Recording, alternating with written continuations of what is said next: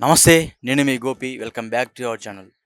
గత 2, 3 రోజులు మనం చూస్తూనే ఉన్నాము. పవిత్ర జయరాం గారు నిన్న షూటింగ్ పని మీద మొన్న ఒక 3 డేస్ బ్యాక్ బెంగుళూరు నుంచి హైదరాబాద్ వస్తున్న మార్గంలో ఇక్కడ మహబూబ్ నగర్ దగ్గర ఒక ఘోర యాక్సిడెంట్‌కి అయితే గురయ్యారు. ఆ యాక్సిడెంట్‌లో భాగంగా మన పవిత్ర జయరాం గారైతే మృతి చెందడం అయితే జరిగింది. సో, అదే విధంగా ఆ కార్‌లో కూడా వాళ్ళ ఎవరైతే ఉన్నారో తోటి సహనటుడు చందు గారు గూడా ఉన్నారు. సో, ఆ చందు గారు కూడా ఈరోజైతే మరణించడం అయితే జరిగింది. హ్యాక్ చేసుకొని అదే విధంగా చేతులు కూడా అతనికి బాగా యాక్సిడెంట్ అయితే జరిగింది. సో, ఇలా యాక్సిడెంట్‌లకి పాలయ్యేది కేవలం సినీ నటులు, అదేవిధంగా బుల్లితెరలో నటించే ఆ చిన్న చిన్న ఆర్టిస్టులే ఇలా యాక్సిడెంట్‌లకి గురవుతున్నారు. అసలు ఎందుకు ఇలా యాక్సిడెంట్‌లకి గురవుతున్నారు? అదేవిధంగా ఇప్పుడు వాళ్ళ తోటి సహచర నటులు కూడా మన ముందున్నారు.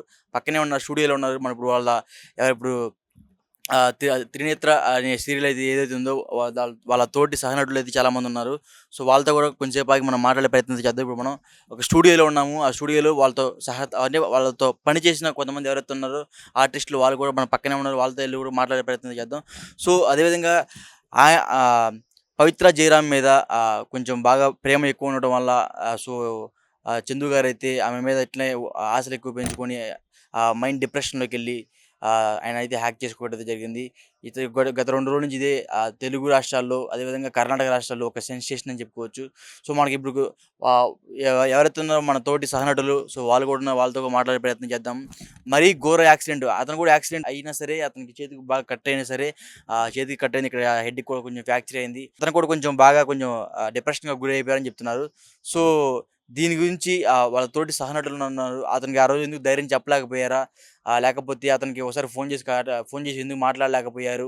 సో, అతనికేమన్నా బూస్టింగ్ ఇచ్చి అంటే కొంచెం ధైర్యంగా "ఏం కాదులే, ఏం కాదులే" అని ఆయన మోటివేషన్ అని ఇవ్వడానికి అతనికి దగ్గరికైతే ఎవరు రాలేదని చెప్తున్నారు. సో, వాళ్ళ భార్య కూడా నిన్న మాట్లాడడం జరుగుతుంది. ఆహ్, హ్మ్.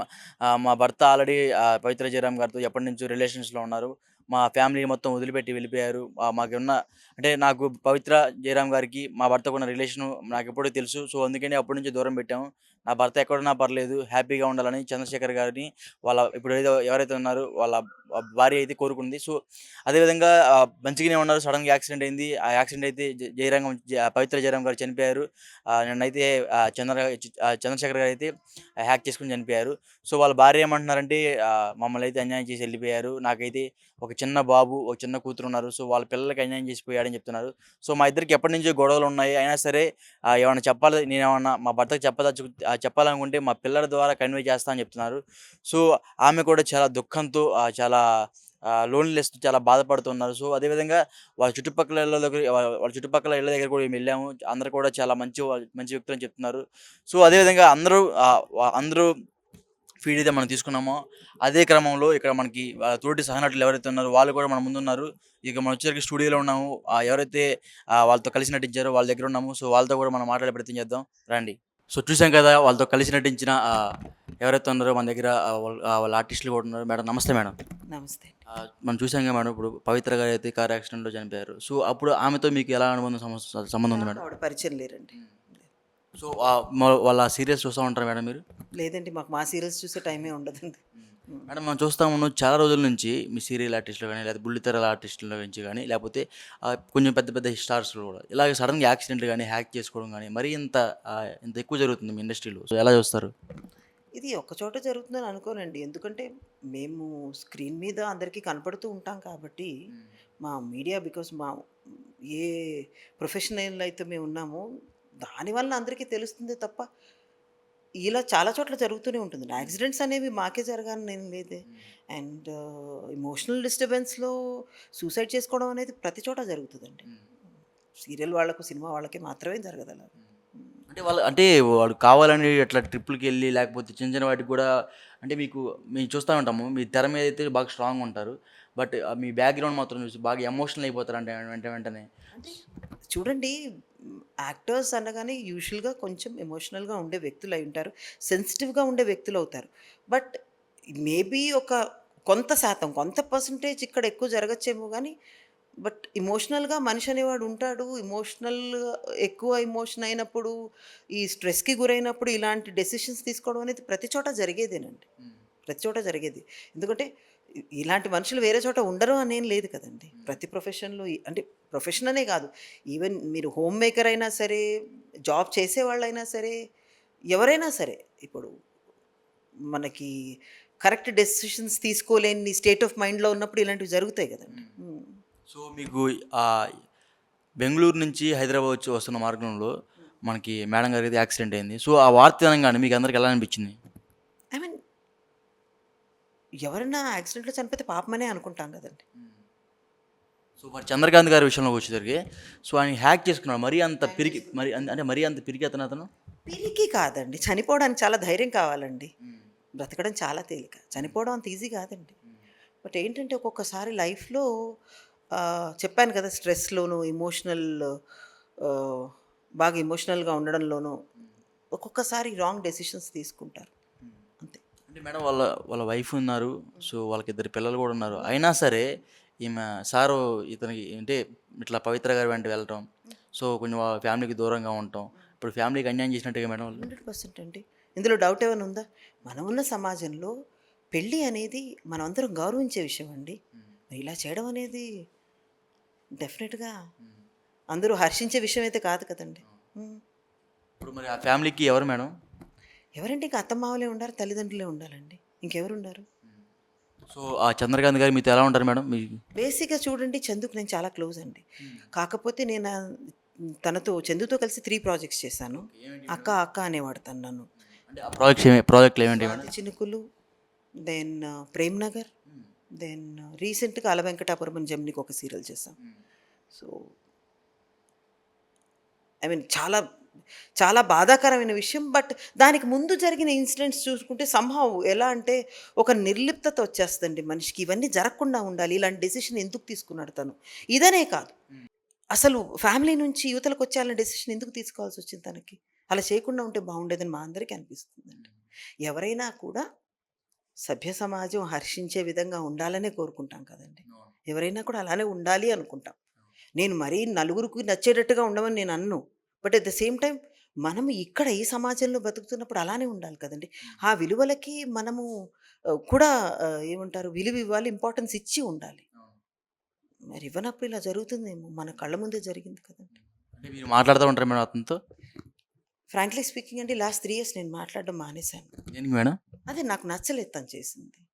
సో, అంటే నేను కొంచెం పవిత్ర దూరంగా గారితో కలిసి ఉండటం నచ్చలేదు. తన ఫ్యామిలీని వదిలేసి ఇలా అటు ఇటు వెళ్ళిపోవడం నచ్చలేదు. నేను ఆవిడ పేరు ఎత్తడం నాకిష్టం లేదు. సో, చనిపోయిన వాళ్ళని తను పక్కన పెడితే. బేసిక్‌గా ఈ ఫ్యామిలీని వదిలేసి ఇలా ఇటువైపుగా రావడం నాకు నచ్చలేదు. ఒకటి వాళ్ళ బాబు పుట్టినప్పుడు కూడా మేము యాక్చువల్లీ లొకేషన్‌లో సెలబ్రేట్ కూడా చేసుకున్నామండి.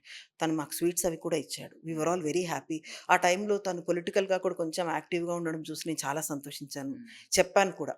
ఇదొక్కటే కాదు కెరియర్ ఒకవేళ నువ్వు అటు వెళ్ళాలనుకుంటున్నా కూడా I wish you all the best and నువ్వు సక్సెస్ అవ్వాలి. ఎందుకంటే తను బేసిక్‌గా చాలా మంచి వ్యక్తి అండి. ఏమవుతుందంటే హ్మ్, తనలాగా అందరూ మంచివాళ్ళు అనుకునే వ్యక్తి. అక్కడే అంటే దెబ్బ గుడ్డిగా నమ్మేసాడంటారా? చాలా. He trusts people very easily. So, తనతో మాట్లాడితే మనకు అర్థమవుతుంది. చాలా తొందరగా మనుషులు నమ్మేస్తాడు.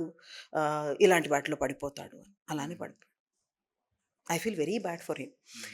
ఇప్పుడు నేను ఎమోషనల్ అవ్వదలుచుకోలేదు. బికాస్ హ్మ్, అంటే మనం ఒక్కొక్క దారి ఎన్నుకున్నప్పుడు ఎగ్జాక్ట్‌గా తర్వాత ఏం జరుగుతుందో తెలియకపోవచ్చు. కానీ దాని పరిణామాలు ఎలా ఉంటాయన్నది తెలుసుకునే వయసే మనది.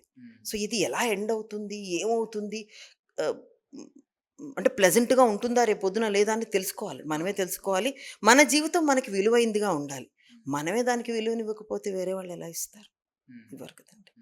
ఇన్‌ఫాక్ట్ ఒకటి, 2 సార్లు నేనే మాట్లాడదాం అనుకున్నాను. కానీ అంటే అవతల వాళ్ళు ఎలా రిసీవ్ చేసుకుంటారో తెలీదు. మాట్లాడుండాల్సింది మేడం.